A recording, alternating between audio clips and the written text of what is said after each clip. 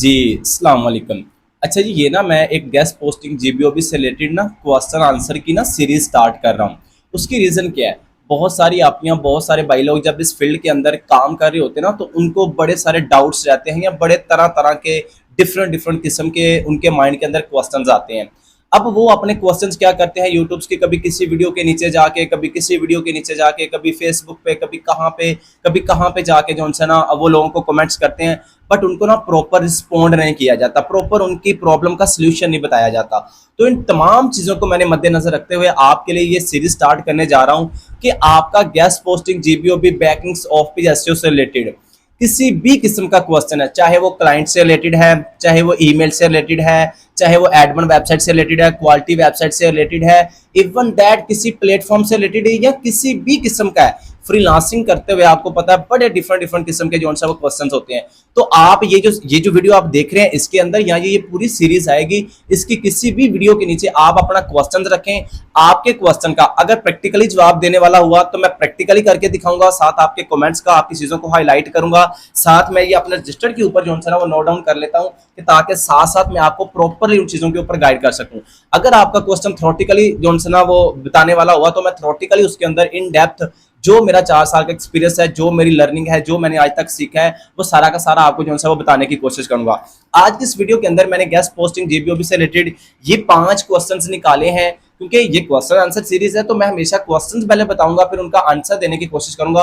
हो सकता है ये क्वेश्चंस आपका भी हो और आपके भी माइंड के अंदर हो, तो डेफिनेटली आप इसको जो है ना वो चेकआउट कीजिएगा या इसको जो है ना वो सुनने की कोशिश कीजिएगा, इंशाल्लाह आपको बहुत ज्यादा फायदा होगा। सबसे पहला क्वेश्चन कि जब हम क्लाइंट हंटिंग करते हैं गेस्ट पोस्टिंग के लिए या फिर जीबीओबी के लिए या बैकलिंक्स के लिए, तो सबसे पहला क्वेश्चन आता है कि हमें कंपेटिटर एनालिसिस क्यों करना पड़ता है।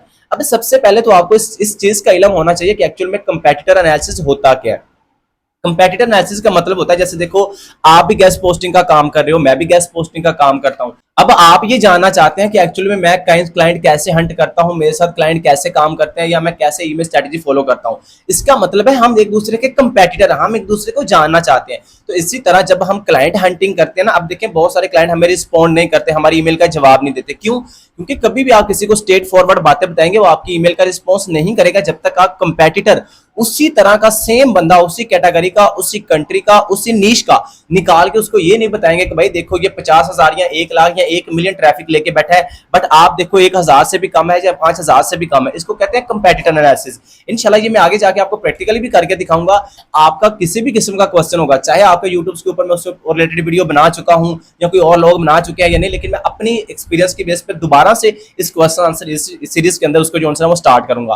तो ये कंपेटिटर एनालिसिस आपने लाजमी करना है जब भी आपने क्लाइंट हंटिंग करनी है। अब ये कैसे करना है ये ऑलरेडी मैं बता चुका हूं और आने वाली क्वेश्चंस के अंदर मैं इसको मजीद जो है डिफाइन कर दूंगा। सेकंड नंबर पे क्वेश्चन ये है, आपको पता है जब हम वेबसाइट का डाटा एनालिसिस करते हैं एडमिन वेबसाइट का, तो हम डिफरेंट डिफरेंट किस्म के ना टूल यूज करते हैं।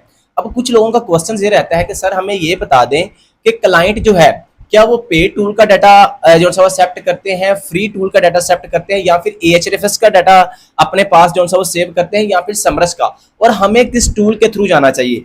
सबसे पहली चीज बता दूं, पेड में और फ्री में देखिए, चाहे आप फ्री वाला टूल यूज कर ले चाहे आप पेड वाला यूज कर ले, दोनों आपको एस्टिमेटेड डाटा ही देते हैं, दोनों एक्यूरेट नहीं देते। लेकिन जो पेड वाला होता है वो एक्यूरेसी के ज्यादा करीब होता है, इसलिए क्लाइंट हमेशा पे टूल का डाटा मांगते हैं।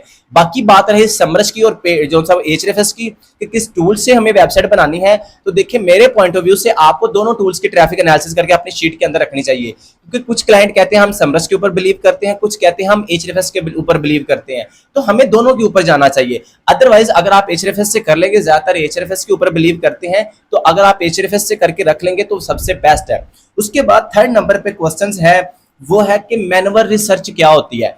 क्योंकि आपको पता है जब हम एडमर रिसर्च करते हैं, हम क्लाइंट हंटिंग करते हैं, तो मैं अक्सर अपनी वीडियोस के अंदर बता चुका हूं कि आप टूल को ना इतना यूज करें, आप ना मैनुअल रिसर्च करें। मैनुअल रिसर्च क्या होता है? मैनुअल रिसर्च से मुराद है कि आपने एक वेबसाइट को एनालिसिस किया, एक वेबसाइट को विजिट किया, उसके अंदर जो चीजें पड़ी हुई हैं उनके अकॉर्डिंग आप हर चीज सर्च करें गूगल के ऊपर जाके, ना कि किसी फर्ज करें ना एक वेबसाइट को हम पेड टूल समरस के अंदर डाल देते हैं, तो उससे कंपेटिटर उसने कहां से बैकलिंक लिए हैं, कहां से रेफरिंग डोमेन्स लिए हैं, किसको दिए हैं, किससे लिए हैं, उसके कंपेटिटर कौन से हैं, वो हर एक चीज निकाल देता है। अब उसका नुकसान क्या होता है? नुकसान ये होता है कि जैसे देखो समर्स टूल आप भी यूज कर रहे हो, मैं भी यूज कर रहा हूं, इसका मतलब है वो सेम डाटा आपके पास भी आ रहा है, मेरे पास भी आ रहा है। अगर मैं डिफरेंट करना चाहता हूं तो फिर मुझे मैनुअल रिसर्च, मतलब कि किसी भी वेबसाइट की अगर मैं क्लाइंट हंटिंग कर रहा हूं तो उसको किसी आर्टिकल को ओपन करूंगा, उसकी जो मेन हेडिंग होती है उसको कॉपी करूंगा, कॉपी करके मैं गूगल पे रिसर्च करूंगा, उस हेडिंग के ऊपर, गूगल के ऊपर जितनी वेबसाइट ऊपर मुझे नजर आएंगी ना, दैट्स मीन वो उसी वेबसाइट के कंपेटिटर होंगे, क्योंकि वही कीवर्ड वो टारगेट कर रहा है, वही वो,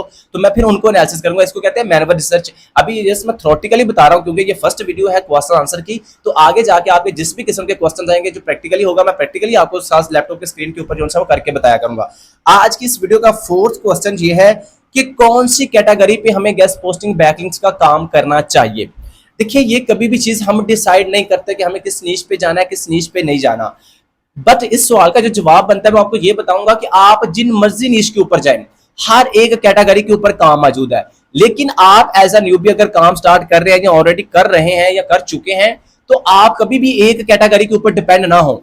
आप हमेशा कम से कम 5 कैटेगरीज को लेके चले। देखिए ना, हमें नहीं पता कि मैं हेल्थ के ऊपर काम कर रहा हूँ, क्लाइंट मेरे पास ट्रैवल का आ जाए, मैं ट्रैवल के ऊपर काम कर रहा हूँ, क्लाइंट मेरे पास रियल एस्टेट का आ जाए, मैं रियल एस्टेट पे काम कर रहा हूँ, जो क्लाइंट है वो फाइनेंस का आ जाए, बैंकिंग का आ जाए या होम इंप्रूवमेंट का आ जाए। तो कम से कम आप 5 कैटेगरी सिलेक्ट करें। अभी नेक्स्ट 5वां क्वेश्चन ये है कि अगर मैं रिकमेंड करूं या मैं अपने सवाल पे बताऊं कि कौन सी टॉप हमें 5 कैटेगरी आप रिकमेंड करेंगे कि किन पे ऊपर हमें काम करना चाहिए। देखिए, इस सवाल का जवाब ये है कि जरूरी नहीं है जो चीज मैं बताऊंगा वो मेरे लिए वर्क करती है तो आपके लिए भी। लेकिन अगर मार्केट को देखते हुए अगर मैं बताऊं कि टॉप की 5 कैटेगरीज आपने कौन सी सिलेक्ट करनी है, तो सबसे पहले नंबर पे मैं रखूंगा सास, सॉफ्टवेयर एज अ सर्विस। और ये अकेली इतनी बड़ी कैटेगरी है कि अगर जस्ट आप इसी के ऊपर काम कर ले तो मैं कहता हूं आपको किसी और के ऊपर काम करने की जरूरत नहीं पड़ती। लेकिन ये जितनी बड़ी कैटेगरी है ना, जितनी एक्सपेंसिव कैटेगरी है, उतने हैवी इसके अंदर काम भी करना पड़ता है।